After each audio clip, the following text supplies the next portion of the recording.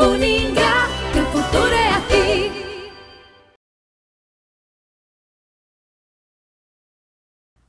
Olá, aluno! Agora nós vamos começar a segunda aula da nossa unidade 2 da disciplina de Mercado Financeiro e de Capitais. Bom, nessa aula a gente vai falar sobre o mercado monetário. O mercado monetário, ele é um mercado de curto e curtíssimo prazo, de alta liquidez, ou seja, qualquer título desse mercado ele pode ser facilmente vendido e facilmente comprado, e ele é responsável por formar as taxas Selic e a taxa DI. Bom, o objetivo desse mercado é permitir o controle da liquidez e da taxa de juros da economia. Controle da liquidez, a gente entra de novo na nossa política monetária. E na taxa de juros da economia, também afetada pela política monetária, mas também diretamente ligada às decisões tomadas pelo Copom. Bom, os principais ativos negociados nesse mercado são os títulos do Tesouro Nacional, títulos públicos emitidos por estados e municípios, certificados de depósito financeiro que são negociados exclusivamente entre instituições financeiras e também títulos de emissão privada, como o CDB e também o RDB. Bom, as transações que envolvem títulos comercializados no mercado monetário, elas são controladas e custodiadas por duas instituições diferentes. O Sistema Especial de Liquidação e Custódia, que é o Selic, e também a Central de Custódia e Liquidação Financeira de Títulos Privados, que é a CETIP. Como já fala o nome da CETIP aqui, ela é responsável pelos títulos privados, enquanto que a Selic é responsável pelos títulos públicos. Bom, o principal objetivo dessas duas instituições é promover a boa liquidação das operações no mercado monetário, fornecendo segurança e autenticidade às operações realizadas nesse mercado. Ou seja, eles eles que vão garantir que se eu estou transferindo um título de mim para você, então significa que você pagou esse título para mim e, consequentemente, eu recebi esse dinheiro, eu vou transferir esse título para você. É o que garante que não vai ter inadimplência nesse mercado. Bom, os títulos públicos negociados no mercado monetário, eles são emitidos com basicamente 3 objetivos. Primeiro, é financiar a dívida pública do país, que é o que a gente falou lá na política fiscal. Se o governo tem um déficit, ele pode emitir títulos e esses títulos eles são comercializados no mercado monetário. Os títulos também podem servir para antecipar as receitas do governo, ou seja, se ele quer fazer um investimento muito vultuoso e ele precisa de recursos para isso, às vezes não consegue no mercado internacional, às vezes ele pode recorrer à emissão de títulos públicos que serão comercializados nesse mercado de alta liquidez e de curto e curtíssimo prazo, que é o mercado monetário. E, novamente, essas transações visam os títulos comercializados ali, também têm o objetivo de controlar a liquidez da economia. Voltamos novamente para a nossa política monetária, que se expansionista aumenta a liquidez, se contracionista reduz a liquidez da economia. Por liquidez, a gente sabe que a gente está falando de quantidade de moeda em circulação. Os principais títulos comercializados no mercado monetário, os títulos públicos, são a letra do Tesouro Nacional. Esse é um título prefixado, que ele tem um valor nominal sempre múltiplo de R$1.000 e ele é comercializado com deságio. 3 informações aí que eu vou explicar melhor para vocês. Título prefixado, a gente vai ver mais um pouquinho mais para frente. O valor nominal sempre múltiplo de 1.000, ou seja, uma letra de Tesouro Nacional, ele vai ter um valor, você vai encontrar letras de R$1.000, de R$2.000, de R$3.000, de R$50.000. Tá? São vários valores, cada uma com um valor especificado, com uma taxa de juros, com o que é acordado entre as partes, o que é emitido e o que a gente compra, e a gente vai saber tudo isso na hora de comprar. e comercializado com deságio. A gente também vai ver isso um pouquinho mais pra frente, mas eu vou adiantar para você que ele é vendido por um valor menor do que o seu valor nominal, ou seja, ele é vendido por um valor menor que R$1.000. A letra financeira do Tesouro, ele é um título pós-fixado e a rentabilidade dele vai depender das variações diárias da taxa Selic entre o dia da aquisição do título e o dia em que ele foi, no dia em que ele venceu, ou seja, no dia em que termina e o emissor do título tem que te devolver o valor nominal pelo qual você pagou. Bom, a gente tem ainda as notas do Tesouro Nacional, que a maioria é de rendimentos pós-fixados, que são atrelados a algum indicador de preço, indexador de preço da economia, como o IGPM e o IPCA. Bom, a gente também tem títulos privados sendo comercializados no mercado monetário. E eles são emitidos basicamente pelas mesmas razões que os títulos que são comercializados, os títulos públicos que são comercializados também nesse mercado, para financiar déficit, para antecipar receitas e para controlar a liquidez. Quando a gente vê os títulos, eu vou explicar mais ou menos para que cada um serve e quem emite eles. Tá, então os principais títulos comercializados no mercado monetário são: a gente tem os depósitos interfinanceiros, os CDI, Certificados de Depósitos Interfinanceiros. Eles são negociados exclusivamente entre instituições financeiras. Esses títulos são a compra e venda, o preço, a taxa de juros que é cobrada entre a venda desses títulos é o que forma a taxa DI. Muito dos investimentos que a gente compra, dos títulos que a gente compra no mercado hoje, às vezes eles são indexados pela taxa DI. A taxa DI vem desse tipo de certificado. Bom, o que é a taxa DI? Quando uma instituição, num dia, ela teve mais saques do que depósitos, ela teve um déficit. Então, ela vai lá no mercado interbancário e ela vai ver qual instituição naquele dia não teve um déficit. Por exemplo, duas instituições. Instituição X teve um déficit de R$10. A instituição Y teve um superávit. Ela teve mais receitas do que saques de R$10 também. O que a instituição X vai fazer? Ela vai pegar o dinheiro da Y.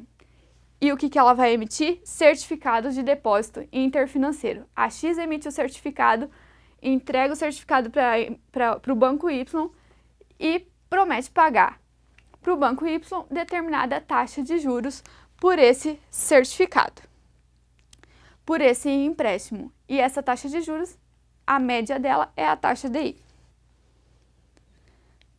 Bom, a gente tem ainda o certificado de depósito bancário, é um outro título privado comercializado no mercado monetário. Bom, ele é um título de renda fixa, a gente vai ver o que isso significa mais para frente, e ele representa depósitos feitos por pessoas físicas ou jurídicas a bancos comerciais múltiplos de investimento e caixas econômicas. Bom, o CDB é um empréstimo que uma pessoa física ou jurídica faz ao banco e ele pode ser esse certificado ele pode ser transferido a qualquer outro investidor. Por exemplo, eu fiz um CDB e eu preciso desse dinheiro. Hoje eu não posso mais continuar com o CDB até a data de vencimento dele. Eu posso vender ele para você. Eu posso transferir, você fica com esse CDB e é seu. Esses títulos eles podem ser remunerados de 3 formas: por taxa pré-fixada, pós-fixada ou indexada à inflação. A gente vai ver isso. Bom, a gente tem ainda o recibo de depósito bancário. Ele é basicamente igual ao CDB, tem as mesmas formas de remuneração, é emitido com a mesma finalidade. A diferença principal entre os dois é que ele não pode ser transferido, eu não posso te vender caso eu necessite desse dinheiro, eu preciso cumprir com a minha obrigação, que é deixar lá até a data de vencimento.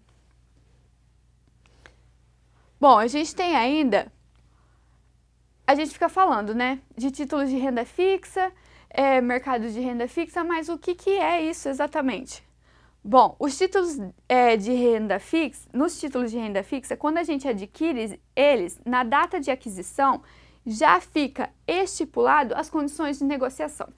ou seja, as taxas de juros que vai ser paga, o prazo e a forma de pagamento. Se eles vão pagar essa taxa de juros mensalmente, se vai ser semestralmente, uma vez por ano, como que vai ser. Isso daí é tudo acordado no momento da emissão do título, assim como o valor, o rendimento, a taxa de juros, tá?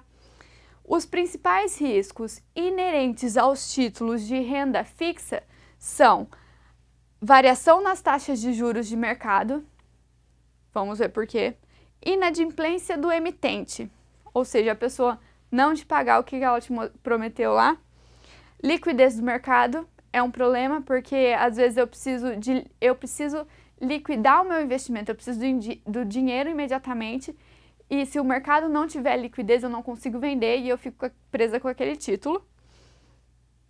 E as oportunidades de reinvestimento dos fluxos de caixa recebido pelo investidor.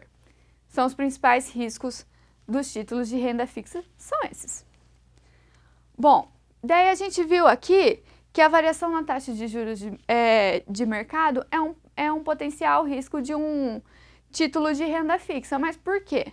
Bom, porque o preço de mercado do título ele vai variar de maneira inversa à taxa de juros do mercado. Ou seja, se a taxa de juros do mercado aumenta, o preço do título vai diminuir. Então, se você planejava ganhar apenas com a valorização do título e a taxa de juros do mercado subiu, você vai ter um prejuízo. Porque subiu a taxa de juros do mercado, cai o preço do título e você perdeu a valorização do seu título. Mas não só a efetiva mudança na taxa de juros é capaz de causar essa queda no preço, mas também a expectativa de que isso vai acontecer. Por exemplo, se sai uma notícia lá que que o Copom vai aumentar a taxa de juros, só essa expectativa eminente de que isso possa acontecer já reduz o preço do título e aí você tem uma perda no mercado monetário. Ou no mercado de renda fixa, desculpa. Bom, existem 3 formas pelas quais os títulos de renda fixa eles podem ser negociados. Eles podem ser negociados ao par, com ágio ou com deságio. Quando se comercializa um título de renda fixa ao par, significa que ele está sendo comercializado pelo seu valor nominal. Quando a gente compra um título de renda fixa, ele tem lá no contrato o valor nominal daquele título. Esse título vale R$1.000. Agora, se eu estou comprando ele ao par, então eu vou pagar esses R$1.000 que está ali naquele título. Agora, se eu compro o título com deságio, então eu vou pagar um valor menor que aquele que está lá no título. Isso, o objetivo disso é dar mais rentabilidade para o investidor. Ou seja, o investidor não vai ganhar só aquele valor da taxa de juros ali normal que eu prometi pagar para ele. Ele vai ganhar também com uma possível valorização daquele título. No caso o título de renda fixa negociado ao par, o único rendimento que o investidor vai ter é a taxa de juros que eu prometi para ele. Agora, os títulos vendidos com ágio é o inverso do deságio, né? Eles são vendidos a um valor superior ao o valor nominal do título. Bom, a remuneração dos títulos de renda fixa, eles também têm 3 formas disso acontecer. Ele pode ser uma taxa de juros pré-fixada, ou seja, a rentabilidade é definida no momento da aquisição do título. Eu vou te pagar 1% por mês e vai ser isso. Para mim não importa se a inflação aumentou, não importa se a taxa de juros aumentou ou diminuiu, vai ser aquele 1% que eu concordei com você no começo da nossa operação. Bom, o principal risco desse título é o aumento da taxa de juros de mercado, que caso ela seja maior que a taxa pré-fixada, vai gerar perdas ao investidor. Ele poderia ter aplicado esse título em um título de renda variável, porque a taxa de juros de mercado está maior e ele teria ganho mais dinheiro. A gente tem ainda a taxa de juros pós-fixada. Essa taxa de juros ela é atrelada à variação de algum índice de preços previamente selecionado. Normalmente, acontece que essas taxas de juros são ligadas à taxa Selic ou à taxa DI, que acompanham o comportamento das taxas de juros do mercado. Por último, a gente tem ainda as taxas de juros que são indexadas à inflação. É o que a gente chama de taxas pré- e pós-fixadas. O benefício que isso traz para o investidor é que essa taxa ela garante um ganho real para ele, porque ele vai estipular uma taxa de juros e vai também já considerar nessa taxa de juros o desconto da inflação, que é o que a gente sabe. Se eu te prometi 10% de rendimento na taxa de juros e a inflação foi de 3%, então a sua taxa de juros real foi de 7%. Então, ele vai prometer não a taxa de juros nominal, ele vai te prometer a taxa de juros real. Ele vai falar que você vai ter ganho de 7% real sobre esse título. Bom, como eu disse, né, esses títulos eles garantem ao investidor um ganho real, prevenindo perdas devido à inflação. É isso, aluno. Qualquer dúvida, consulte os tutores, consulte o material e a gente se vê na próxima aula.